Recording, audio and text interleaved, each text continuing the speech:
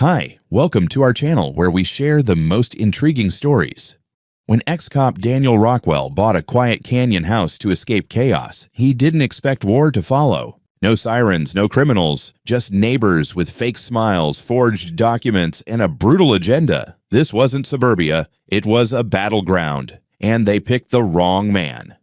When I bought the house, I thought I was finally getting away from the noise, literal and otherwise. After 15 years in the city, and 10 of those as a police officer working real estate fraud and property corruption cases, I was more than ready to hang up the badge, at least part-time.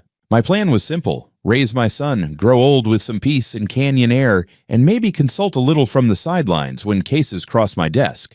I'd earned that much. So when I closed on the 2-acre property perched above the narrow shale gorge of Canyon Pines, it felt like stepping out of combat boots and into worn slippers. The place was old but sturdy. Redwood deck, steel siding, a detached garage, and most importantly, no HOA. I triple-checked. No homeowners association dues, no bylaws, no board. The parcel had belonged to a single family since the late 60s. The last owner, a reclusive man named Weldon Briggs, had passed away quietly in the middle of a pandemic winter, and his estranged niece sold it through probate. Clean title, clean conscience. That was important to me. I moved in on a Tuesday in early May. My son Ethan, 11 and full of opinions, helped me carry boxes of tools and winterized gear up the path while lecturing me about how I should get solar panels and a compost toilet. We hadn't even set up the Wi-Fi yet when I spotted the first pair of binoculars peeking over a distant fence. No big deal, I thought. Curiosity comes with the territory. I waved. The binoculars disappeared. Day 2 went by in quiet rhythm, unpacking, testing the generator, hanging a tarp over a busted section of the back fence. That night, we had grilled cheese and tomato soup, and I finally felt my shoulders loosen a notch. But it didn't last. On the morning of day 3, right as I stepped outside with a mug of black coffee, a silver SUV with HOA plates, yes, actual branded vanity plates, rolled up my gravel drive and parked right at the gate. 3 people stepped out like they were on some kind of mission trip. Leading the charge was a tall, taut woman in her early 60s, wearing a pastel cardigan, wedge sandals, and a fixed smile that reminded me of a mortician. She introduced herself as Karen Farley, president of the Canyon Pines HOA, and behind her stood a bored-looking man with a clipboard and a younger woman in a branded windbreaker, both silent. "Mr. Rockwell," Karen began, peering at the name placard still duct-taped to my mailbox. "We wanted to formally welcome you to the community." She handed me a folder, glossy cover, neatly stapled packet inside. As tradition dictates, all homes in the Upper Canyon are expected to be part of our homeowner's family. Her tone on the word family gave me pause. I opened the packet. Inside were rules, pages and pages of them. Lawn height, mailbox shape, garbage hours, house paint color, even acceptable holiday decorations. I smiled politely and told her there must be some misunderstanding. My parcel wasn't listed in the county overlay for HOA jurisdiction, and I had the tax parcel maps and deed to prove it. Karen kept smiling, but now her eyes sharpened. "We understand the previous owner was unconventional," she said. "But that doesn't mean we abandoned standards. If we don't maintain the visual integrity of the canyon, the entire community suffers." "Ma'am," I replied calmly, "I'm a homeowner, not a tenant. My land is not under your authority." There was a moment of stillness. The clipboard guy looked at her. The younger woman adjusted her windbreaker. Karen's smile stretched thinner. "Well, sometimes it takes new neighbors a little while to understand how things work here," she said. "We'll give you some time, but I do encourage you to reconsider. It's easier for everyone when we move together." They got back in the SUV and drove off, not down the main road, but slowly along the outer edge of my property line, their tires crunching the gravel like punctuation. Later that evening, Ethan found a rolled-up piece of paper tucked into the crack of the front door frame. No envelope, just heavy stock paper with bold black print. "Join while you can." The HOA doesn't like outliers. I stood there holding it for a while, watching the canyon shadows crawl up the deck. Then I grabbed my toolkit, mounted 2 trail cams on opposite corners of the house, and sent a silent message to whatever war these people thought they were starting. "You picked the wrong damn guy." I woke up the next morning already half-dressed and ready to work. The kind of instinct that doesn't wash out easy after a decade of kicking in doors and watching your back. Ethan was still asleep, sprawled diagonally across a sleeping bag on top of the mattress we hadn't finished assembling. I brewed coffee and stepped onto the porch, expecting birdsong, but instead I caught the low growl of Diesel. A strange vibration under my boots, and then, cresting the slope at the edge of my driveway, came a yellow excavator. It moved slow, like a beast that knew it had all the time in the world. Behind it, a white service truck with the Canyon Pines HOA logo pulled in and parked across from my fence line. 5 men stepped out, some in orange vests, 2 in jeans and work boots, none wearing city-issued badges. The oldest one carried a clipboard and gave me a lazy wave like he was here to mow my lawn. I walked down the slope, mug in hand. "Can I help you, gentlemen?" "Morning," one of them grunted. "We've got a work order for utility trenching. Property line maintenance. You should have gotten a notice." "No, I didn't," I said evenly. "What utilities?" He didn't answer. Another guy, stockier, walked past me toward the edge of the driveway and stuck a plastic flag in the gravel. "Storm water," he muttered. "Probably." I stepped forward. "Let's try this again." "Who ordered the work?" He shrugged. "Board dispatch. We just dig." I looked at the excavator. It was already lowering its claw. "Stop that machine," I snapped, voice raised. "Right now." The foreman chuckled. "You the sheriff out here?" I pulled out my phone and started filming. "I'm the property owner, and this is a civil matter unless you start tearing up land you don't have permits for. Then it's criminal." The foreman made a face and nodded at the machine, which paused reluctantly. I called the county engineering office and asked to speak to the director of utilities. 10 minutes later, I had a call back from a man named Ross LeClaire who sounded like someone had poured cold coffee down his back when I explained what was going on. No, Ross said. "There are no approved projects scheduled in that sector, especially not adjacent to a private parcel. Who did you say sent the work crew?" I put the phone on speaker and turned it toward the men. "Want to tell Mr. LeClaire your name and who contracted you?" No one answered. The crew slowly started retreating to their truck. One spat on the ground near my boots. Another leaned in and said, low enough I had to tilt my head to hear it, "You're gonna want to rethink that attitude. Nobody likes a holdout." Then he smiled. "Be a shame if this nice little house ended up cut off."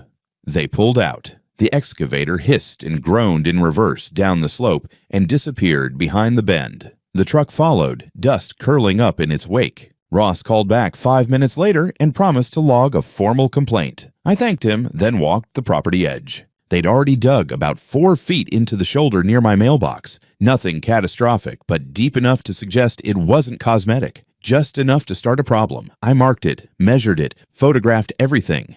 Back inside, Ethan was still asleep. I opened the laptop, logged into my off-grid storage array, and started uploading the morning's footage. Then I pulled out a legal pad and started a timeline. Because, in my experience, harassment only ever escalates. And if they wanted to make this a war of attrition, I was going to build my own trench, one lined with records, timestamps, and evidence. Later that night, I checked the front porch again before bed. That's when I saw it. My no trespassing sign, brand new, bright red lettering, was bent backward like someone had grabbed it and twisted with both hands. The screws holding it to the post had been ripped clean out, and the sign was now dangling sideways by a single rusty nail. There was no wind that day, no deer, just silence, and now this. I grabbed my toolkit again, but not to fix the sign. This time, I mounted 2 more hidden cameras, infrared, low light, motion triggered, battery backed, and synced to a separate cloud endpoint. I wasn't just preparing for vandalism, I was preparing for siege. The days that followed were quiet enough that part of me wondered if I had overreacted. Even the broken sign remained untouched, as if the message had been successfully delivered and understood. Still, every time I stepped outside, my eyes traced the tire scars near my mailbox, a reminder that people with heavy machinery and bad intentions had come knocking without invitation. Ethan went back to online classes, headphones on, oblivious to the tension simmering outside our windows. I used the quiet to finish installing cameras higher in the trees and one camouflaged unit under a pile of shale near the property line, its wide-angle lens aiming straight at the road curve where that excavator had appeared. On the evening of the 5th day since the visit from the crew, I was in the living room sorting through receipts when a soft chime from my phone made me freeze. Motion alert. One of the hidden cameras near the driveway had triggered. The timestamp showed it was a little past 2 in the morning. I muted the volume and tapped into the live feed. Headlights swept across the dirt, but the beams were low, dimmed unnaturally. As the vehicle came into view, I recognized the same white work truck with the HOA logo on its doors. It rolled slowly up to the exact spot where they had dug earlier. The engine cut. Doors opened.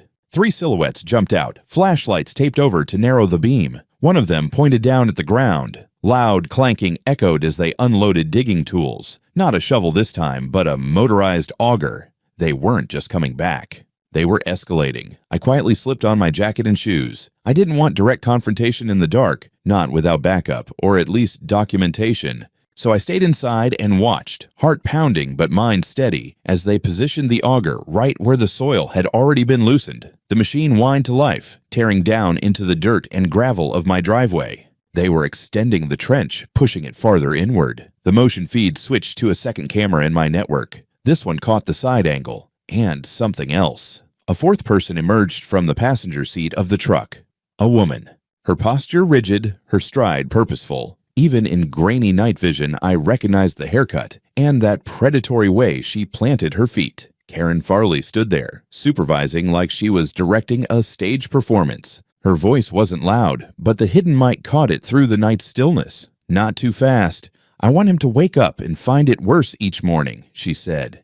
"He needs to understand that he can't hold out forever. This is our canyon. He's just squatting in it until he accepts reality." One of the workers muttered something I couldn't make out. Karen replied, "Oh, he'll give in. They all do. He just needs to feel how isolated he really is." Then she turned and kicked my mailbox.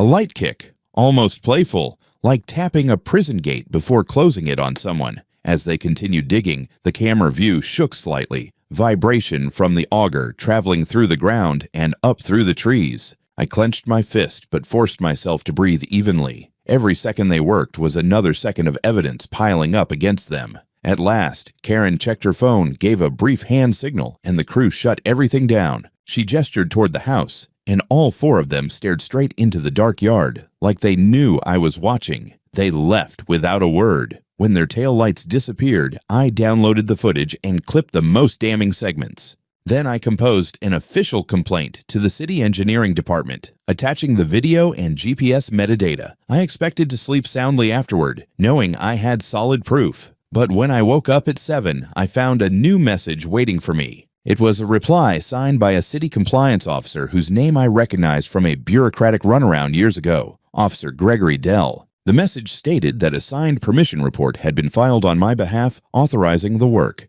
and therefore the city would not investigate. There was a PDF attached. I opened it. The signature at the bottom was supposed to be mine.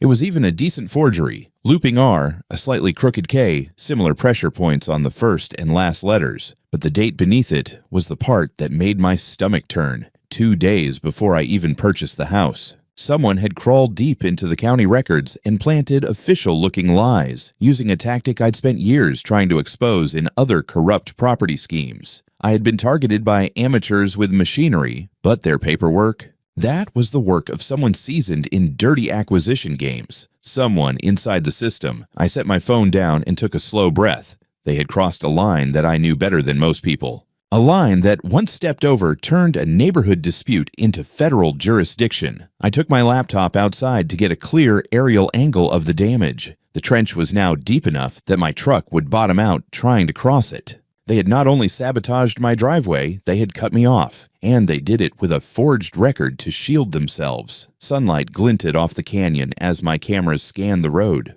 If they wanted a fight, they had just earned one that would go far beyond this hill, straight into criminal court, because these people didn't know who they were dealing with, and now they were going to find out. I didn't get much sleep that night, not after watching that forged permission slip spread across my screen like a crime scene photo. I spent the early hours triple-checking my deed, the timestamp on my closing documents, and every line of the parcel map. I already knew I was right. Now I had to build a wall of proof high enough that not even Karen's fantasy HOA kingdom could climb over it. I backed up everything to 3 separate drives and mailed one to my old partner in Denver with no explanation except a note, just in case. By 8:30, I was outside, boots laced and camera slung under my jacket, staring at the trench in my driveway. It stretched in a lazy arc now, cutting across the edge where my tires usually rolled. I measured it out. Nearly 6 feet wide, at least 4 feet deep at the center, and sloped in just the wrong way, like someone had intentionally designed it to collapse. I called the county engineering office again, asking to speak to Ross LeClaire. The woman on the line said he was on indefinite leave. Just like that. When I asked who was replacing him, she gave me a name I didn't recognize. Someone with no digital footprint, no LinkedIn, not even a government email. My stomach sank. That meant they'd either pulled Ross off the case or scared him into silence. I'd seen that kind of maneuver before. Quiet internal shuffling to avoid attention. Ethan came out on the porch, rubbing his eyes and yawning. I told him to stay inside for the day. I didn't say why. At around 11, I saw a familiar silver SUV creeping down the road. It parked 2 houses down, and Karen stepped out like she was inspecting a vineyard. She wore sunglasses the size of tea saucers and held her phone vertically, slowly panning across the landscape. When her lens hovered over my property, I raised my phone and recorded her recording me. She saw me, smiled thinly, and waved with 2 fingers. I didn't wave back. An hour later, I was inside reviewing one of the side camera feeds when I heard a strange, muffled boom. Low, not sharp, more like something giving way than something exploding. The house didn't shake, but something in my chest did. I grabbed my boots and ran out the side door, and then I saw it. The retaining wall, an older stone structure that lined the slope between my driveway and the road, had partially collapsed. A good 20-foot section lay in rubble, chunks of limestone scattered down into the trench they'd dug. The dirt behind it had started to erode, pushing debris toward the foundation of my driveway. It didn't just look dangerous, it looked deliberate. I crouched near the rubble and studied the collapse. The stones hadn't just fallen, they'd been undermined. The earth behind them had clearly been disturbed recently. No signs of roots or water damage, just clean cuts in the soil, like it had been scooped out from underneath. I followed the slide down, and that's when I noticed the tool marks. Jagged scrapes in the dirt, symmetrical, repeated. Like the bite of a backhoe bucket. It hit me all at once. They hadn't just widened the trench. They'd gone under the wall, hollowed it out from beneath, and let time and gravity do the rest. And now I had a landslide at my doorstep. I called the sheriff's department. They sent 2 deputies. One was an older guy I didn't recognize. The other was Officer Sheldon Graves. Graves I knew. He was listed on the Canyon Pines HOA website as Security Liaison, a volunteer post, not an official badge. But here he was, in full uniform. He strolled onto my property like he'd been there 100 times, didn't even knock. Well, well, he said, arms folded as he surveyed the rubble. Looks like old infrastructure failing on you. These old walls never last. It's lasted since 1973, I replied, until someone tunneled under it. He shrugged. Got any proof of that? I gestured to the camera in the tree line. Working on it. Graves tilted his head. Mr. Rockwell, if I may, sometimes when folks move into a tight-knit community, they underestimate how things work. Nobody's out to get anyone. But when you push against the grain, you create stress. That stress builds up. Eventually, something gives. That a threat, officer? He smirked. Just an observation. The other deputy looked uncomfortable. To his credit, he did inspect the rubble, took some notes, and promised to file a report. But Graves? He just leaned on his cruiser, writing nothing, arms crossed like he was waiting for me to crack. They left without giving me a case number. I knew what was happening. This wasn't just a turf dispute anymore. It was organized pressure. Covert at first, now increasingly overt. And if Graves was any indicator, they had help wearing badges. I spent the rest of the day compiling footage from the trench cam. Around 4 in the morning, several hours before the collapse, the camera caught the faint hum of an engine and movement at the edge of the trees. The image wasn't perfect, but the silhouette of a mini excavator rolled into view, operator obscured. Then, the camera caught flashes of movement near the base of the wall, tools, shadows, then a sudden pause as the machine idled in the dark for 10 minutes, like it was waiting for something. No plates, no identifiers, but enough to prove intent. That night, I sent everything to an encrypted drive and forwarded it to a contact at the state office I used to work with. A quiet message, just 6 words. Pattern matches ROD cases. Confirm jurisdiction. I didn't expect a reply right away. But now the clock was ticking. They had cracked the wall. Now it was my turn to break theirs. I woke up before the sun, wired and alert like I was back on surveillance rotation in a sting op. This wasn't just about my driveway or a collapsed wall anymore. This was a full-scale operation, coordinated, funded, protected. The HOA wasn't just playing dirty. They were following a pattern I'd seen in organized land coercion cases, something we used to call soft raids in departmental briefings. The difference was this time, I wasn't building a case against someone else. This time, I was the target. I made Ethan breakfast and walked him down the hill to the school bus stop, making damn sure he was safe and out of range. I didn't like the way the HOA street cameras panned when we walked by. There were too many eyes in this canyon that didn't belong to neighbors. By the time I got back, I had a message waiting on my encrypted line. A short reply from my contact at the state. We see the pattern. Proceed discreetly.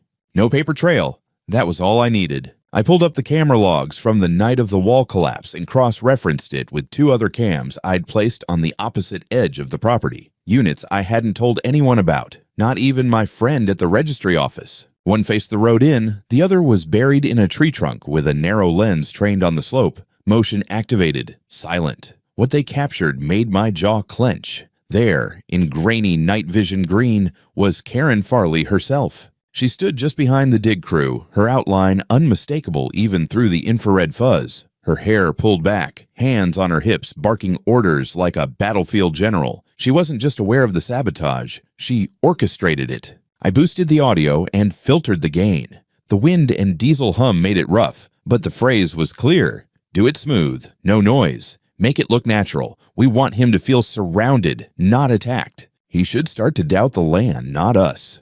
Then laughter, male voices. A low comment I caught from one of the crew. Guy's a cop, you know. Karen's response. Then he should understand pressure. If he doesn't bend, we dig until he breaks. I froze the video and leaned back. There it was. Intent. Coordination. Threat. The kind of evidence that shredded careers and dissolved HOAs with a single court order, if it got to the right people. But I couldn't just go public. Not yet. I needed more than footage. I needed witnesses, a paper trail, something undeniable even if Karen tried to throw the crew under the bus. I made calls, quiet ones, to contractors I'd known in the metro area, people who'd worked in HOA-heavy regions. After a few tries and a few wrong numbers, one of them called back. Javier Ortega said he'd been subbed into Canyon Pines HOA projects a year ago. Said he got out fast. We met in the back of a gas station off Route 48. I brought no badge, no threats, just respect. Javier looked tired but wary. He said Karen had pulled the same trench stunt before, on a family 2 blocks down who refused to join the HOA, tore up their water line under cover of soil testing, pressured them until they sold under market value. She even billed the HOA for the pipe repair later. She plays this long game, he said. She never signs anything herself. Always a middleman, usually a lawyer named Greaves, or this guy, Officer Mitch. Not a real cop, just wears the badge for show when she wants to intimidate. I asked for proof. He hesitated, said he had a paper trail from old invoices, some signed under her name, some altered, promised to send me copies. I offered to cover his time. He refused. You get her shut down, Javier said. That's payment enough.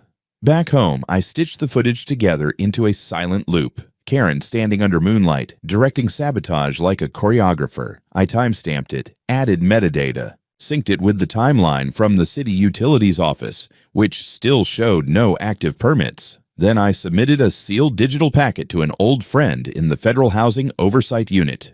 No names, just facts, like I'd been trained. By sundown, Karen's crew hadn't returned, but I wasn't naive enough to believe they'd stopped. They were watching now, recalculating. And I was watching back, with every camera humming, every byte of data duplicated 3 times, buried in the cloud and off-site drives. This wasn't paranoia. This was preparation. I was shaving the next morning when I heard the explosion. Not a full-on detonation, more like a deep, sudden thud that made the windows tremble for a split second before the vibration settled into silence. The kind of sound that you feel in your chest before your ears even register it. I dropped the razor and bolted out the door, heart already sprinting ahead of my feet. The retaining wall, or what was left of it, a third of it had crumbled, just gone.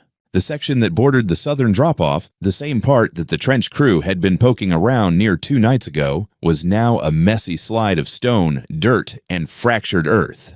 Chunks of concrete lay at unnatural angles, and a fine dust still hovered above the carnage like smoke. And standing on the edge of the road, as if summoned by the echo, were 2 cruisers. Local county PD. They got here fast.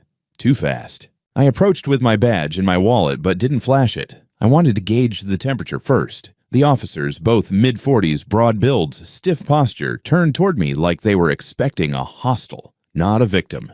"You the property owner?" one asked. "Yeah," I said. "And that was a controlled demolition without a permit. I've already got video." "Let's not get dramatic," the other cut in.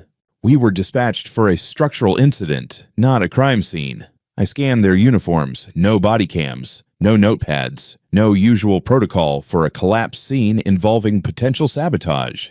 "You got names?" I asked. They exchanged a glance. "Officer Blake, this is Officer Nash. You got ID?" I showed them my wallet badge. State Police, Special Unit. Their smiles fell off like loose masks. "We didn't realize you were law enforcement," Blake muttered. "Does that mean you start taking this seriously now?" I said, stepping toward the edge of the collapse. "This section fell because it was undermined. Deliberately. You should be roping this off." "Logging debris, trajectory, soil displacement." Nash huffed and looked away. Blake scratched at his chin and muttered something about no obvious signs of foul play. No measurements. No cameras. Nothing.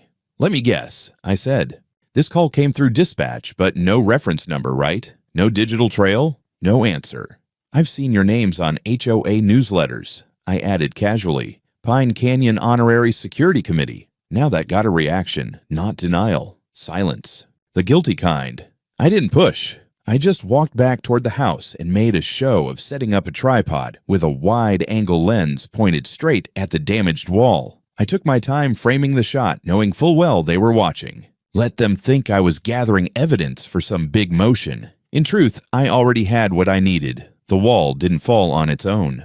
The trench had created just enough destabilization to make it collapse with the right push. Maybe a jackhammer at the base, maybe even plastic explosives. Quiet ones, industrial, not military. Something an ex-contractor might have stashed for jobs that needed convincing. And if Karen used that here, this wasn't civil intimidation anymore. This was a criminal act with intent to harm. After they left, as without filing a single report, I checked the street. 2 other HOA committee members stood behind a parked SUV across the road, talking into phones. One of them smirked when I looked their way. I sent Ethan to stay with his cousin in Denver. Told him it was a last-minute training weekend. He didn't ask questions. Good kid. Knows when Dad's voice drops a register, it's time to trust and move. That night, I activated the second phase of surveillance. Not just cameras, acoustic monitors, motion-triggered drones, pressure sensors along the driveway edge. It wasn't overkill. It was war prep. And if they wanted to play dirty, I was done playing polite. Then came the real twist. Around midnight, while scanning past footage for any new intrusions, I saw something strange in the files from 3 nights ago. A flash of paperwork being handed over. Karen, in her blue shawl and boots, handing a manila envelope to a man in a city inspector's jacket. I zoomed in, frame by frame. The patch read Briggs. I knew that name. He was under investigation 2 years ago for taking payouts from developers in a zoning fraud case. Charges dropped for insufficient evidence. I guess now we had some. I clipped the footage, enhanced the audio, just enough to make out.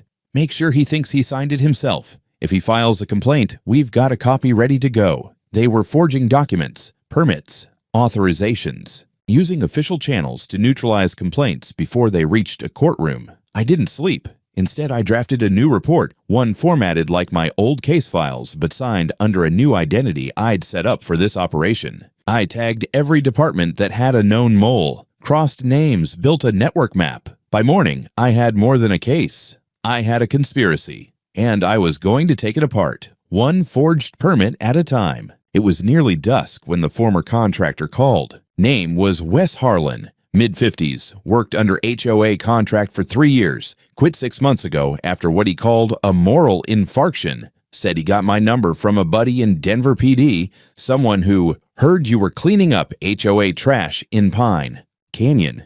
That alone told me he wasn't bluffing. I agreed to meet. Neutral ground, a half-abandoned RV park just off Highway 72. He showed up in a dust-covered Ford, windows duct-taped from the inside, paranoid as hell. I respected that.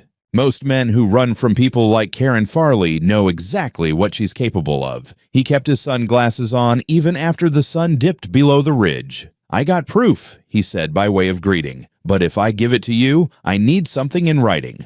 "I'm not going down with the rest of them." "You're not the one with explosives under your wall," I replied. "Talk." Wes exhaled, then pulled a worn-out binder from under his seat. Inside, chaos. Job orders, hand-signed directives from HOA execs, maps with highlighted dig sites, time cards for trench work on addresses far outside HOA jurisdiction. But what froze my blood was a photo tucked into the back sleeve. Karen standing with a group of men beside a backhoe, grinning like they were breaking ground on a monument. The caption scrawled in pen, "Robinson post-collapse." "She used us," Wes said. "Told us to shake up the holdouts. Said if we dug deep enough, everyone would either beg to join or sell out. Some of the guys liked it. Others quit. Then last year, one guy blew the whistle. Next thing I know, he's cited for code violations and sued for defamation. Karen's lawyer steamrolled him with fake permits." "Name of the lawyer?" I asked. "Raymond Kellerman." That name lit every alarm in my head. Kellerman had been investigated years ago for multiple instances of legal misconduct. Forged signatures, disappearing affidavits, mysteriously misplaced court records. Every time he walked. And now he was HOA counsel for Canyon Pines. I scanned the binder pages while Wes smoked a cigarette with trembling fingers. She paid city inspectors, he added, flat-out bribes, cash or favors. Sometimes she'd cover their property tax if they did a little delay paperwork or conveniently lose a complaint. Hell, she even used HOA funds to pay for a private investigator to dig up dirt on non-compliant owners. Blackmail. He looked up. "She told me once, there's no such thing as a neighbor, only obstacles." That's when I knew I had to get out. I took copies of everything, every form, every image, every sick detail, with his permission and a signed statement. It wasn't just harassment, it was racketeering. A full-blown enterprise running under the guise of neighborhood beautification. Back home, I loaded the evidence into a sealed drive and sent it to my old team in the state AG's office. I didn't attach my name, just a label, Operation Farley, Phase 1. Within the hour, I got a secure ping. Case opened. Stand by. That night, the HOA's community center caught fire. I saw it from my porch, a faint red glow on the horizon, too big for a bonfire, too distant for a house light. I drove closer. By the time I got there, it was chaos. Volunteers with garden hoses, Karen yelling at a contractor, two of her goons dragging boxes into a pickup bed. She was burning documents, literally. When she spotted me, her face twisted. "You did this," she screamed over the roar of flames. "Me? You're the one tossing your entire HOA archive into a bonfire." I shouted back. She didn't deny it. She didn't blink. She only narrowed her eyes and said, "You won't win. This canyon belongs to us. It always has." The police showed up. Again, the same officers from before, Blake and Nash. They stood beside Karen like they were part of her security detail, not responding to a potential arson call. When I asked them to file a report, they pretended not to hear. But they weren't my target anymore. I had bigger fish to fry. Back at the house, I combed through the latest camera footage. Sure enough, 2 nights earlier, a man in an inspector's vest had been rifling through my mailbox. No badge, no ID. Just a gloved hand slipping a sealed document inside. I retrieved the envelope from my counter and opened it. It was a retroactive authorization of earthworks, complete with my forged signature and a backdated approval seal. Sloppy. They were getting desperate. I smiled. I sent that scan straight to the AG's office. Then I added the footage of the fire, the identities of the city officials involved, the contractor's testimony. By dawn, the feds had what they needed. All I had to do now was wait for Karen to make one last mistake, and knowing her, it was coming. The knock came just past 6 in the morning, not the hesitant tapping of a neighbor or the casual thump of a delivery. This was the knock of steel-toed certainty. I opened the door already dressed, badge clipped inside my belt, though I hadn't needed it lately. Outside stood 2 men in dark jackets, one holding a folder, the other scanning the street. "Daniel Rockwell," the taller one asked. "Yes." He held up a laminated ID, U.S. Marshal Service. We've got a federal warrant, multiple counts, fraud, conspiracy to intimidate, bribery of public officials, malicious destruction of private property. You're not the target. We need your cameras. I stepped aside without a word. Everything was ready. Drives labeled, footage indexed, witness statements printed, timestamps triple-checked. I handed over the materials. They didn't even ask questions. They already knew. The marshals weren't alone. Minutes later, black SUVs rolled into the canyon like thunderclouds with headlights. Unmarked agents fanned out across the HOA district, quietly surrounding houses. At precisely 7:01, they descended on Karen Farley's property. I watched from a distant ridge with my drone hovering quietly overhead, its feed live on my phone. She came out in a bathrobe, shrieking before anyone even touched her. "You can't do this. This is private land. This is my land." The lead agent didn't even flinch. "Karen Farley, you are under arrest under federal statute, Title 18, Section 1962, racketeering and corruption under the guise of a homeowners association." She struggled, screamed, threatened lawsuits, senators, friends in high places. But her voice cracked when she saw who else was being handcuffed. Raymond Kellerman, the HOA lawyer, pulled from his Audi with a hard drive under his arm. The two contractors who dug the trench in front of my house, already zip-tied, and one man in a police uniform I didn't recognize until I remembered the face from my footage, the officer Karen brought to intimidate me. A fraud. Her son's friend, dressed in surplus gear and a plastic badge. As Karen was led away, she turned back one last time and locked eyes with my drone. "You did this," she shouted to the sky. No, she did. Within 72 hours, the charges were public. The Canyon Pines HOA was declared dissolved pending investigation. A special task force raided its main office, or what was left after the fire, but they found enough. Enough forged signatures, enough hidden accounts, enough tampered parcel records to open 24 indictments. Inspectors, clerks, 2 city council members. One even confessed to taking kickbacks in the form of landscape renovations on his vacation home. In a rare moment of clarity, the county issued a public apology, a gesture I accepted with cautious optimism.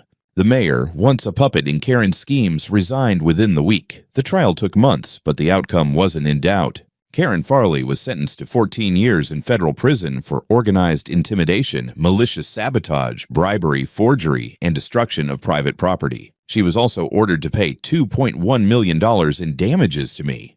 Restitution for emotional harm, property destruction, and attempted coercion. Kellerman took 10 years. The contractors, 3 and 5. The fake cop, 18 months. Enough to keep him off Halloween duty for a while. I didn't throw a party. I didn't spray champagne or post triumphant rants online. I just rebuilt my retaining wall. The trench was filled in properly this time, and I had it reinforced with steel and truth. On the edge of the rebuilt driveway, I placed a small iron sign etched in black against brushed bronze. "Don't dig beneath a cop," especially one with cameras. A few weeks later, the Department of Justice called. They were assembling a task force, a multi-state unit to combat HOA-based land racketeering. They wanted me as a consultant. I took the offer, but not before watching one last sunset over the canyon, free of fences, noise, or fear. Somewhere behind me, I knew another Karen was waiting, another HOA dreaming up maps that didn't match the land, lies that didn't match the law. But I was ready now, because the canyon doesn't belong to them. It belongs to those who fight for it.